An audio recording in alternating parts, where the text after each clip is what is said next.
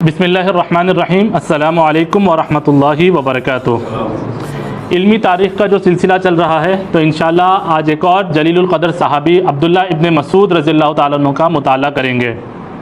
हज़रत अब्दुल्ला इब्न मसूद रज़ियल्लाहु ताला अन्हु आपकी पैदाइश जो है मक्के में होती है और आप एक गरीब, एक पुअर बैकग्राउंड से बिलोंग करते हैं। तो बचपन में सहारा देने के लिए आप जो है बकरियां और ये सब चराया करते।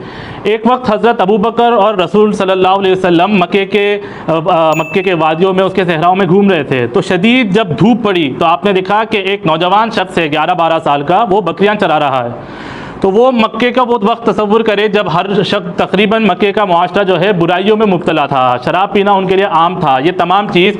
उस वक्त आप उनके पास जाते हैं और कहते हैं कि ये बकरियां किसकी है? तो वो बच्चा जवाब देता है कि ये मेरे आका की हैं, मेरे मास्टर की।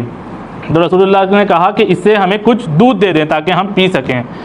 तो वो बच्चे की सदाकत के 11-12 साल का लड़का कहता है कि ये मेरे आका की जो है बकरियां हैं, अगर मैं इसमें से आपको कुछ दूं तो मैं अमानतदारी और इसमें जो है ख़यानत कर रहा हूँ।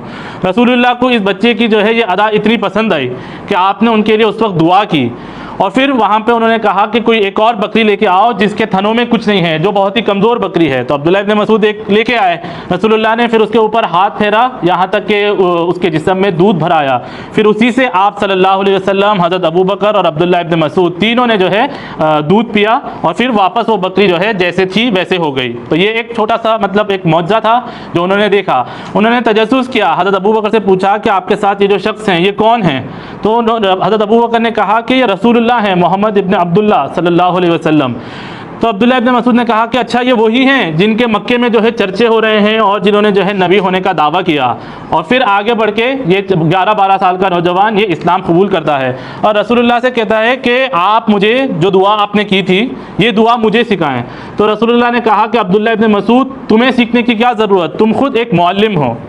तो ये रसूलुल्लाह की बात कहना कि अब्दुल्ला इब्न मसूद तुम खुद एक मुअल्लिम हो, इससे जो है आगे जाके ये बहुत बड़ी शख्सियत बनते हैं जो इस्लाम के लिए और फिर इसकी दावत और ये सब फैला के अपना रोल अदा करते हैं। रसूलुल्लाह के दौर में इन्होंने फिर हिजरत की क्योंकि ये काफ़ी कमज़ोर थे। तो एक बार जब अर्ली स्टेजेस थे, मक्के के अर्ली दौर था, काफ़ी कम लोग इस्लाम कबूल किए थे और फिर उनके ऊपर जब जुल्म सितम बढ़ गया तो एक वक्त बैठे बैठे लोग बात कर रहे थे कि अभी तक काबे के सामने किसी ने बुलंद आवाज़ में कुरान की तिलावत नहीं की। तो अब्दुल्ला इब्न मसूद जो यंग थे वो ये चैलेंज लेते हैं और कहते हैं कि मैं जाके जो है तिलावत करूँगा।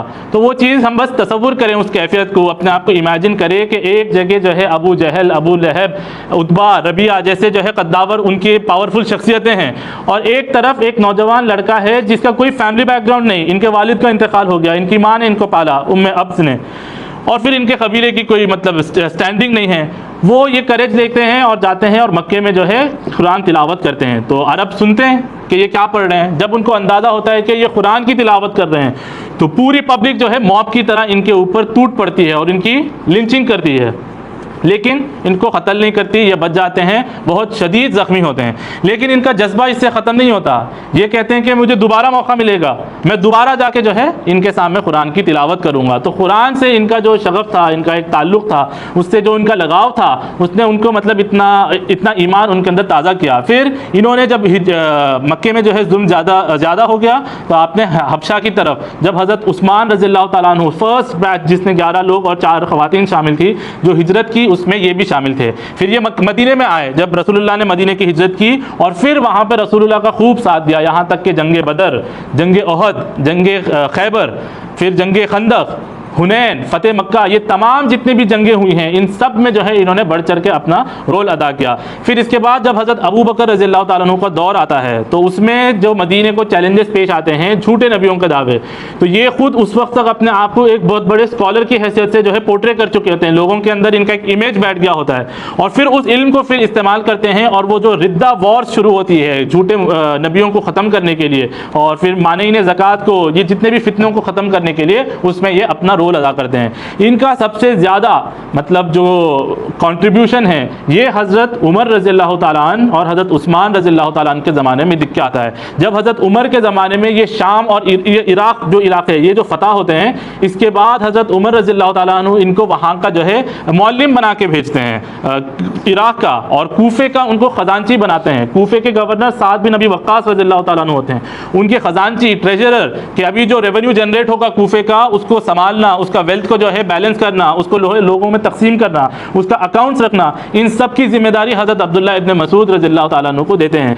तो ये इनका इल्म का कैलिबर और फिर वो किस तरीके से अपने इल्म को इस्तेमाल करते हैं। इसके बाद हज़रत उस्मान रज़ियल्लाहु ताला अन्हु का दौर आता है, उसमें भी वो जो है काफ़ी उस इलाके में एक क़ाज़ी, एक मुअल्लिम, और उनकी क़िरात इतनी मशहूर कि आप सल्लल्लाहु अलैहि वसल्लम ने अपने ज़माने में कहा था कि अगर कुरान तुम में से किसी को सीखना है तो वो जाए और मुआज़ इब्न जबल से सीखें, वो उबई इब्न काब रज़ियल्लाहु ताला अन्हु से सीखें, वो सालिम मौला अबू हुज़ैफ़ा से सीखें, और वो अब्दुल्ला इब्न मसूद से सीखें। अब्दुल्ला इब्न मसूद रज़ियल्लाहु ताला अन्हु, इनको ये शर्फ हासिल हुआ, ये रसूलुल्लाह के बहुत करीब रहते थे, ये असहाबुस सुफ़ा में से थे, वो लोग जो हमा वक्त अपने आप को इल्म के लिए डेडिकेट कर चुके थे।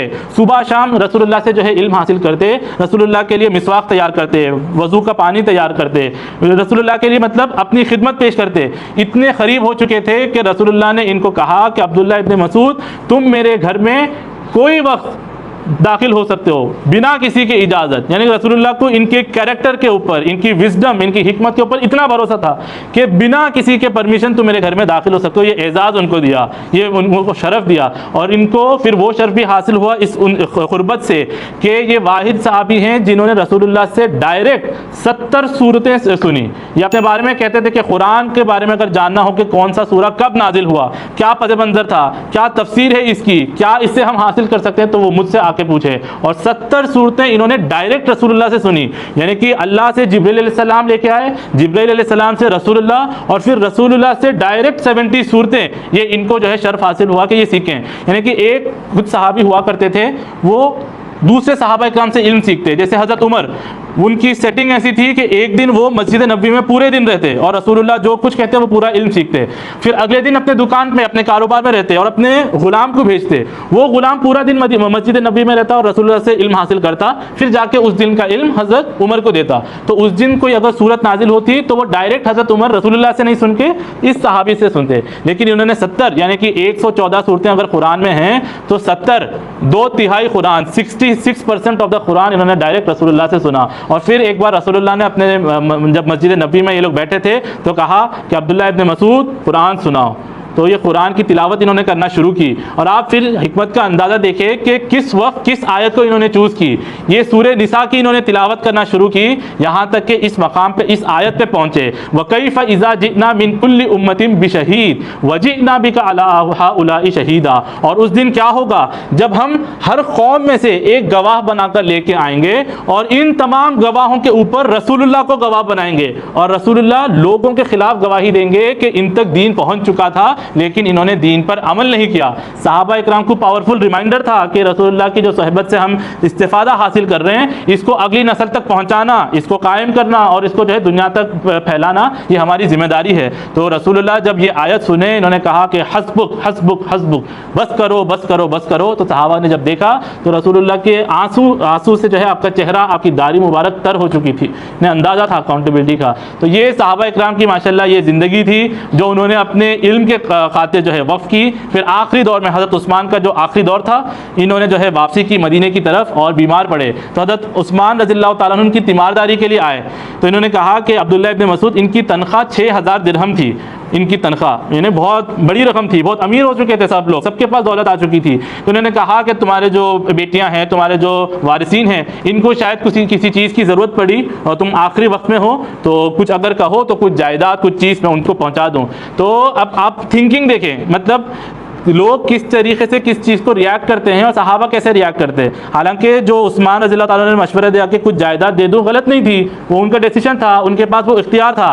लेकिन अब्दुल्लाह इब्न मसूद कहते कि नहीं, मेरे बेटियों को, मेरे बच्चों को मैंने एक ऐसा अमल सिखा दिया जिससे वो कभी गरीब नहीं होंगे। मैंने उनको कहा कि मगरिब की नमाज के बाद सूरह वाक़िया की तिलावत करो और इससे कभी फाका, कभी जो है ये चीज़ तुमको छुएगी नहीं। यानी एक उनका मिजाज था कि हर चीज़ कुरान से जोड़ो, हर चीज़ अपना कुरान से कनेक्ट करो। तो ये उन लोग के इल्म का और इन सब का था। और आखिर में इनका इंतकाल मदीने में होता है। और फिर वो जो वापस कूफे से आते हैं तो अबू ज़र गफ़ारी रज़ियल्लाहु ताला अन्हु का जब इंतकाल होता है तो उसकी नमाज जनाजा यही पढ़ाते हैं। और आखिर में इनका जब इंतकाल होता है तो जन्नत बक़ी में इनकी वसीयत के मुताबिक उस्मान बिन मज़ून रज़ियल्लाहु ताला अन्हु उनके बगल में इनको दफना दिया जाता है और फिर इनके साथ कहा जाता है कि इल्म का बहुत बड़ा हिस्सा इनके साथ जो है दफन हो गया, क्योंकि इतने बड़े आलिम, इतने बड़े मुकर्री और इनकी क़िरात इतनी फेमस। आज जितने लोग इसनद लेते हैं, क़िरात की इसनद लेते हैं हाफिज़े की, ये इसनद चारों जो कारी थे रसूलुल्लाह ने जिन चारों के बारे में कहा था उनके पीछे जाके जो है डेट बैक करती है। और फिर इनके जो इंटरप्रिटेशंस थे, जिस तरीके से ये कुरान से आयतों का इस्तेदलाल करते हैं, जैसे ये डिड्यूस करते हैं, इससे आगे जाके फ़िक़्ह हनफ़ी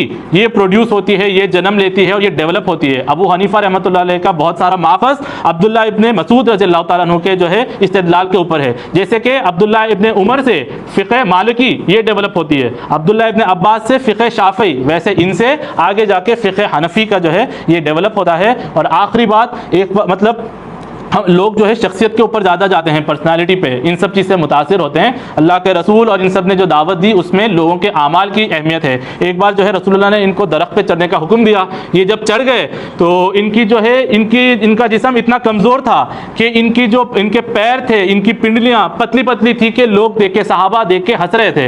तो रसूलुल्लाह ने उस मौके पर देखा कि सहाबा हंस रहे हैं तो कहा किस बात पर हंसते हो?